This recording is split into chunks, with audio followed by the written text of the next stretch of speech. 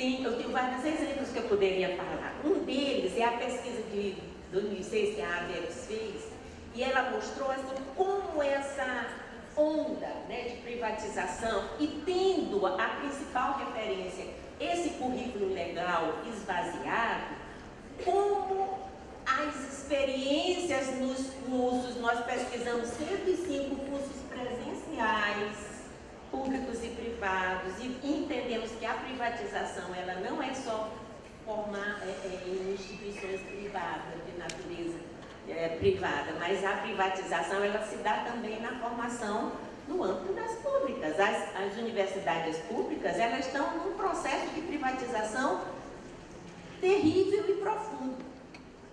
Tá? Então, nós vimos que nessa pesquisa há um distanciamento dessa diretriz, sobretudo em relação à pesquisa.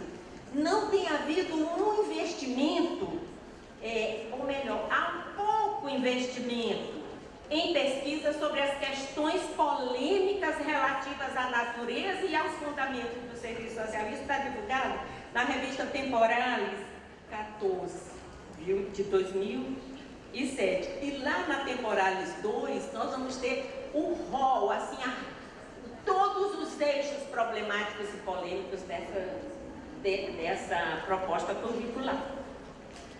E aí, essa situação, né, também ela vai ficando bem complicada quando se tem como tendências mesmo da formação profissional hoje, que essa nossa formação ela reproduz as tendências da formação ou da educação superior no Brasil. Nós estamos fora do contexto, é nesse contexto. Então, há uma consolidação da política privatista, como eu já falei, né, nos cursos de serviço social, em universidades públicas e privadas. A educação à distância é a principal modalidade de ensino do serviço social no Brasil.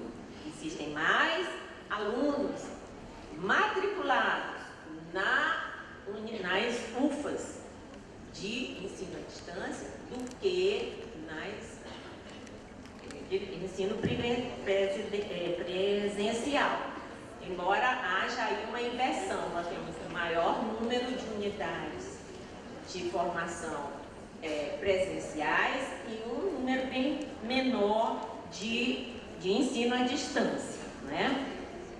Então isso nos deixa assim, bastante preocupados em relação ao próprio quadro, não é? O quadro social de base das nossas entidades, né? No caso da ABEPS, do CETEM, no âmbito da formação, quer dizer, o universo da formação, e em relação à luta política, né? Nós estamos trabalhando com um universo que nós temos que entender, que nós temos que encontrar estratégias de articulação e de constituição de força, e não de perda, né, da nossa força, porque nós resistimos até hoje com força e com a força ideológica, fundamentalmente, porque nem recurso nós temos para fazer nosso trabalho político. Então é a força mesmo da ideologia. Então eu diria o seguinte, que hoje nós temos uma forma, apesar desse projeto, numa perspectiva crítica, né, amparada no pensamento marxista, numa perspectiva que aponta para um novo horizonte de sociedade, para a perspectiva emancipatória, nós temos hoje um predomínio de uma formação instrumental. Eu acho que essa é uma formulação que eu gostaria de aprofundar no trabalho de pesquisa, de uma formação instrumental voltada para satisfazer interesses práticos imediatos e perpetuar as desigualdades, em detrimento da formação humanista, crítica, ético-política. E aí eu gosto de trabalhar com uma formulação de Gramsci, que é assim, ele disse isso na década de 30 na Itália, se referindo à escola oligárquica italiana, ele diz assim, lá, ele diz, verifica-se, aí eu vou dizer aqui, verifica-se um processo de progressiva degenerescência, é o que eu diria hoje em relação ao nosso projeto. As escolas do tipo profissional, isto é, preocupadas em satisfazer interesses práticos imediatos, predominam sobre a escola formativa imediatamente desinteressada. O aspecto mais paradoxal reside em que este novo tipo de escola aparece e é louvável como democrático, não é? O que nós dizemos hoje com a privatização, com o ensino à distância, quando, na realidade, não é só destinado a perpetuar as diferenças sociais, como ainda a cristalizá-las. Então, deste modo, eu entendo que nós temos dois grandes desafios que são, ao mesmo tempo, exigências atuais, isso já para finalizar, que é o fortalecimento do pensamento crítico marxista, orientador da organização e luta da classe trabalhadora, na perspectiva da emancipação humana, e o fortalecimento da organização política, dos assistentes sociais, nas contradições e desafios da organização e luta, do conjunto da classe trabalhadora, não é, que vem, historicamente, resistindo e se constituindo, resistindo e lutando, né, por questões imediatas, materiais, mas também por questões a partir da necessidade histórica de se constituir sujeito da emancipação. Então, é pensar a organização, o avanço e o fortalecimento da organização dos assistentes sociais nesse contexto de constituição dos sujeitos da emancipação. E eu diria que as nossas entidades, elas vêm se constituindo ao longo da história como sujeitos históricos das transformações do serviço social. E aí, alguns pontos me inquietam muito quando pensamos esses dois grandes pontos de desafio. Primeiro, a questão da pesquisa. A questão da pesquisa e da produção do conhecimento. Lembram que eu falei em relação à proposta das diretrizes, aquele grande avanço que é a afirmação da unidade, ou da relação e da importância da dimensão investigativa e interventiva como princípio central da formação e da prática. Quer dizer, nós temos que pensar a produção do conhecimento em todas as instâncias da expressão do serviço social na sociedade, não é só na universidade, nas escolas, na academia, não é? Mas nós temos e pensamos que, se não fizermos pesquisas sistemáticas, temos que ter postura investigativa, questionadora. E a gente estava comentando isso hoje com a Raquel, é que qualquer espaço que a gente esteja, que tenha assistente social, que se coloque as questões da profissão, sempre tem questionamento. Então, isso já é um sinal de que essa inquietação, que essa postura investigativa está se disseminando. Mas ela precisa ser adensada, ela precisa ser assimilada e assumida. Não, como disse ontem aqui o Maurílio, não como um auto-engano, mas, de fato, incorporar como necessidade e estudar. Então, esse é um ponto que nos inquieta e que nós temos que reforçar.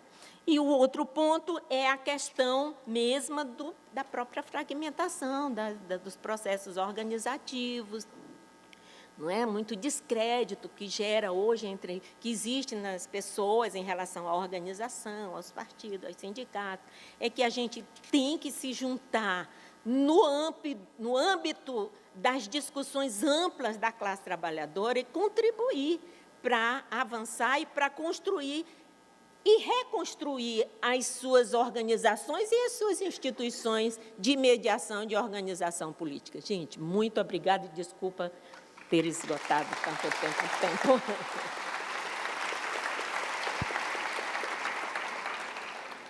Obrigada, professora Marina. Passamos, então, imediatamente a fala para a professora Raquel Santana. Eu não gostei, porque eu não falei. Boa tarde a todos e a todas. Só passa o seu currículo, não? Você vai me apresentar, só um minutinho. Se quer imediatamente, eu já peguei. Professora Raquel Santana, assistente social, doutora e livre docente em serviço social, professora adjunta da Faculdade de Ciências Humanas e Sociais de Franca, Unesp, atualmente é diretora-presidente da Associação Brasileira de Ensino e Pesquisas em Serviço Social, ABEPS, e membro do GTP da ABEPS sobre questão agrária, ambiental, urbana e serviço social. Fazendo uma errata aqui, na programação consta Faculdade do Maranhão, né, que no momento... Né? Professora, passo para você a palavra. Gostaria muito de estar lá com as companheiras do Maranhão, companheiras retadas e de luta, mas realmente não estou. Então, não sou professora lá do Maranhão, né? Pois bem, agora sim, boa tarde a todos e a todas. Cumprimento aos organizadores deste evento. Não é fácil organizar um evento de tal magnitude, sei o trabalho que isso dá, por isso faço questão de cumprimentar a todos que participaram e construíram esse espaço de debate e interlocução. Um congresso de serviço social não é apenas um congresso acadêmico, não apenas para pensar as dimensões mais técnicas da profissão, muito pelo contrário, é um espaço formativo, de debate, de reafirmação dos nossos princípios profissionais, defesa do nosso projeto ético-político, mas, por isso, os organizadores estão de parabéns por permitir que os profissionais possam ter esse espaço, mais este espaço de interlocução. Cumprimento as minhas companheiras de mesa, agradeço a aula pública da professora Marina, né, que é sempre uma honra ouvi-la. Eu acho que está aí a história viva da nossa profissão, assim como já encontrei outras aqui também, que construíram as nossas entidades e esse legado do serviço social.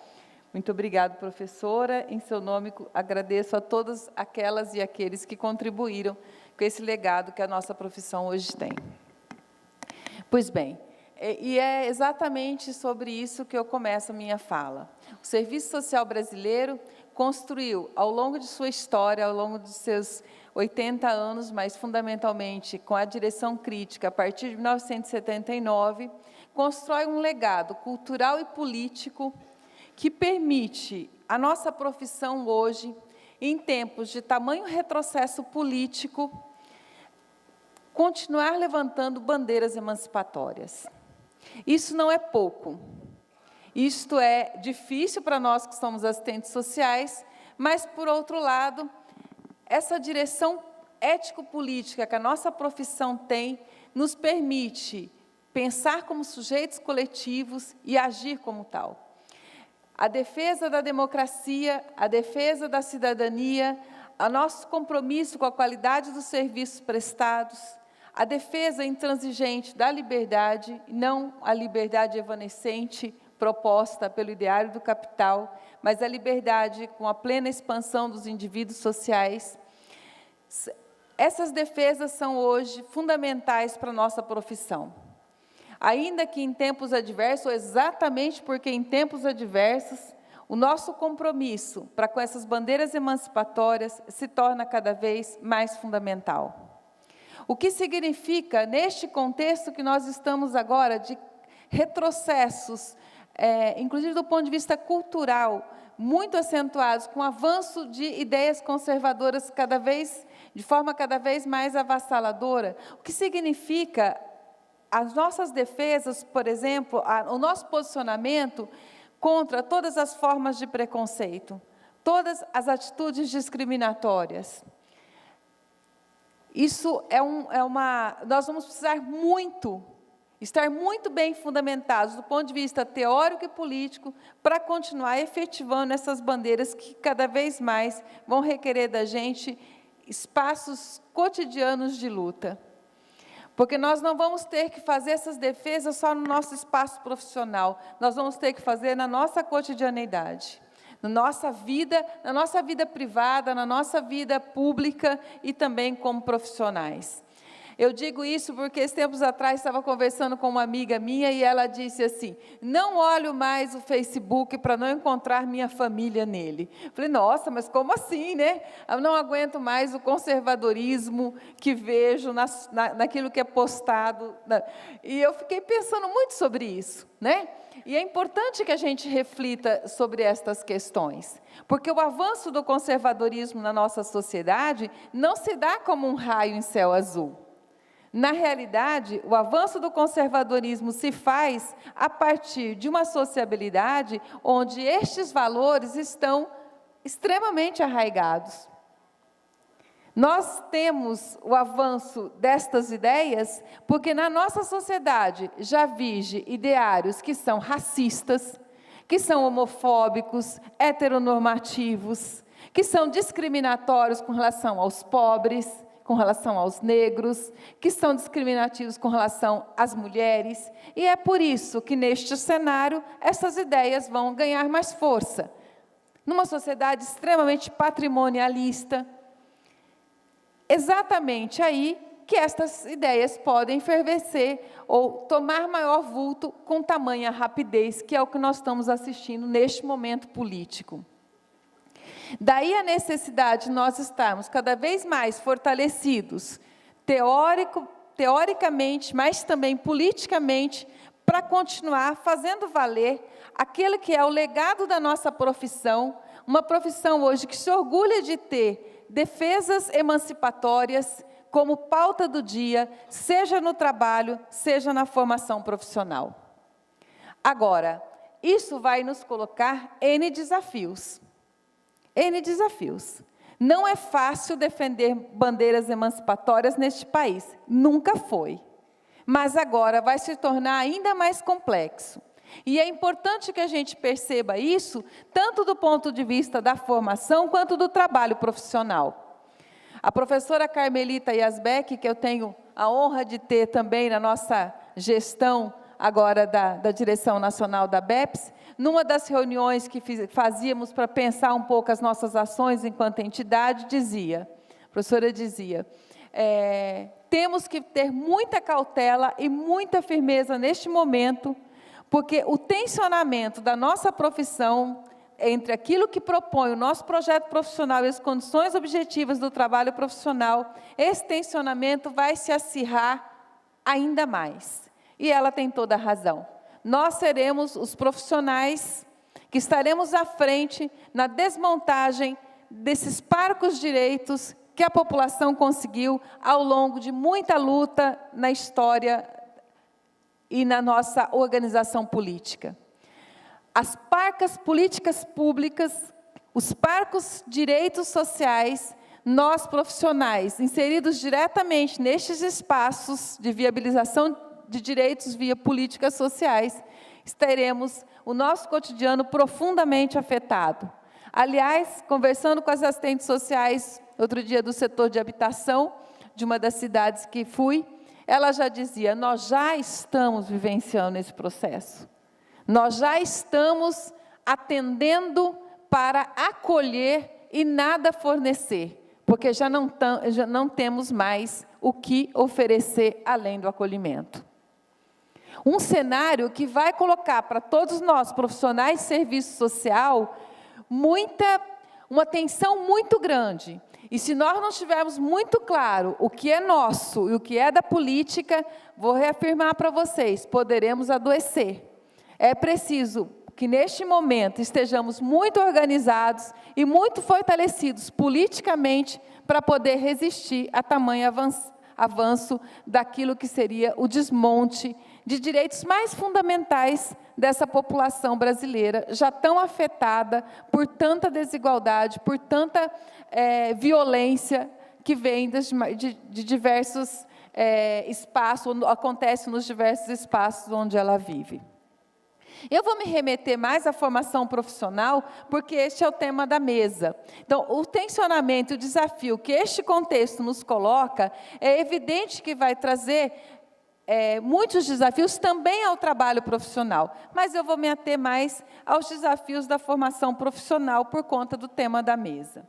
Acho que o tema desse tensionamento permanente do trabalho profissional tem que ser objeto das nossas reflexões.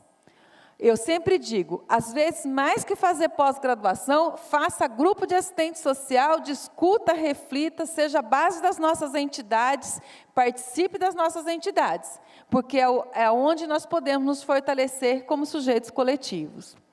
Pois bem, mas vamos para o âmbito da formação profissional. Os desafios nesta área também são bastante, eu diria, não são grandes, são gigantescos.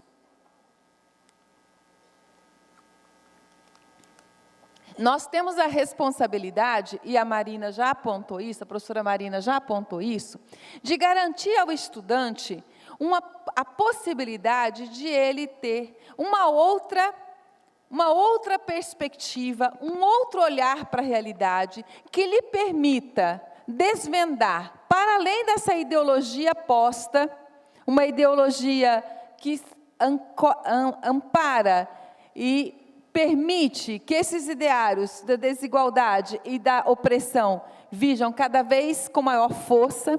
Nós temos que garantir que no projeto de formação profissional, estes elementos sejam desconstruídos. Um desafio gigantesco.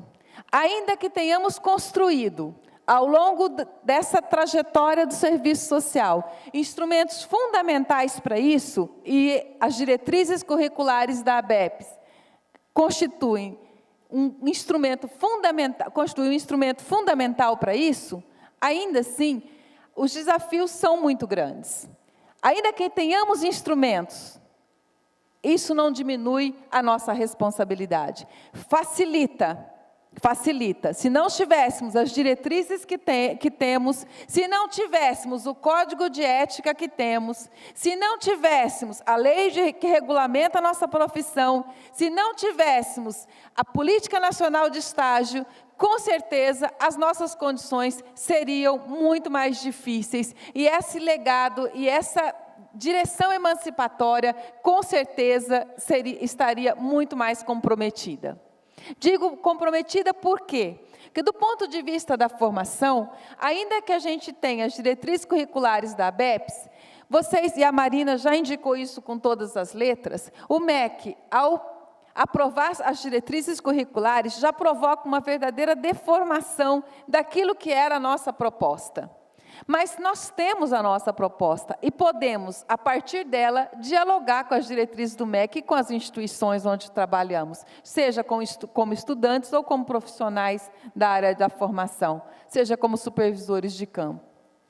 É evidente que a gente tem uma expectativa que os docentes tomem a frente neste processo, mas muitas vezes quem toma a frente neste processo são exatamente os estudantes, às vezes eles que se organizam e vão questionar qual é a formação que eles estão tendo. Pois bem, mas quando a gente fala da necessidade de repensar mundo e realidade no processo de formação, nós estamos falando inclusive de qual é o projeto de formação que a gente acredita.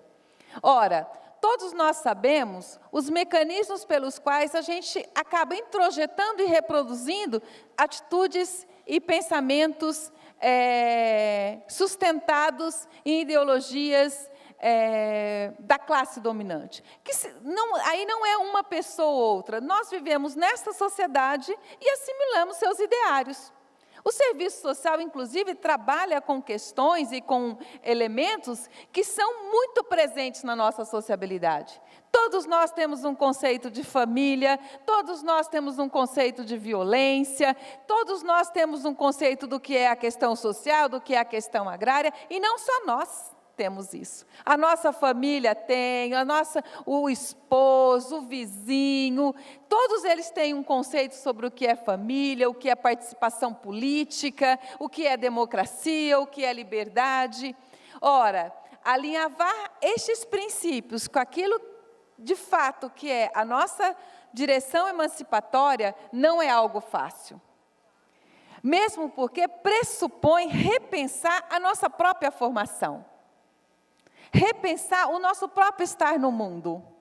E isso, se por um lado nós construímos todo um referencial teórico que nos ampara, por outro lado, nós vivenciamos um processo de extrema precarização do ensino e da formação, que dificulta isso em demasia. E aí, eu diria para vocês, esse legado teórico do serviço social já não tem ilusões que é o aluno que faz a escola. Não atribuímos tamanha responsabilidade ao ser individual. O processo de formação da escola onde esse aluno está tem que lhe garantir este repensar da realidade.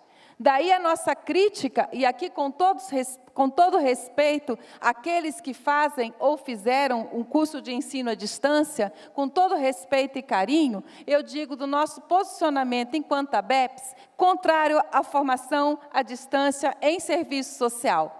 Por quê? Porque nós entendemos que não basta ler um texto, não basta acessar determinado conhecimento para desconstruir determinada visão de mundo e de realidade. Necessário é o alinhamento a esse projeto libertário do serviço social. É preciso muito debate, muita interlocução em sala de aula. 4 anos e depois a permanente e contínua formação do profissional. Senão nós vamos retomando...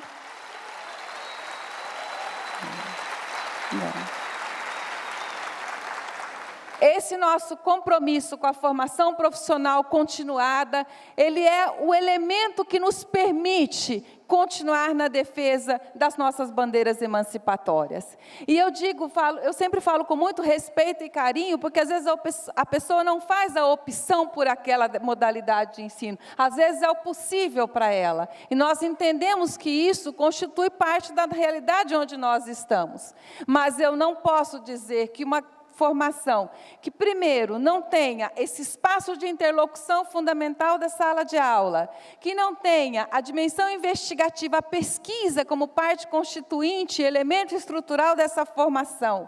Como é que nós vamos entender a centralidade do trabalho na nossa formação, na nossa sociabilidade, quando tudo diz, em todos os espaços onde a gente está, se diz que a família é a base de tudo. A família pode ser a base das nossas emoções, do nosso sentimento, do nosso amor. Para mim não largo minha família por nada desse mundo. Mas eu reconheço a centralidade do trabalho como um elemento fundante que deu à minha família condições objetivas, concretas e materiais para me permitir determinada formação, determinado estar no mundo.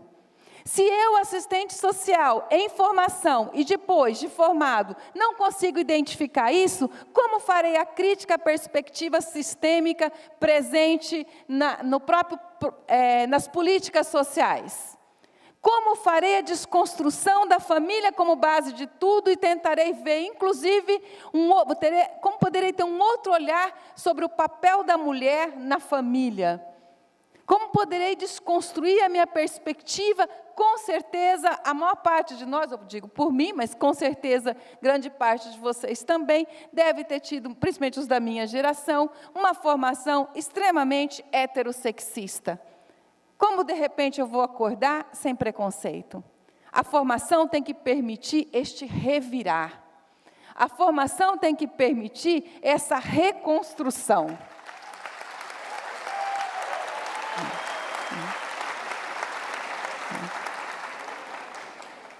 E o nosso compromisso com esse projeto de formação tem que estar presente na sala de aula, tem que estar presente no processo de supervisão de estágio. Faço aqui um apelo a todos os assistentes sociais que se comprometam com a supervisão de estágio.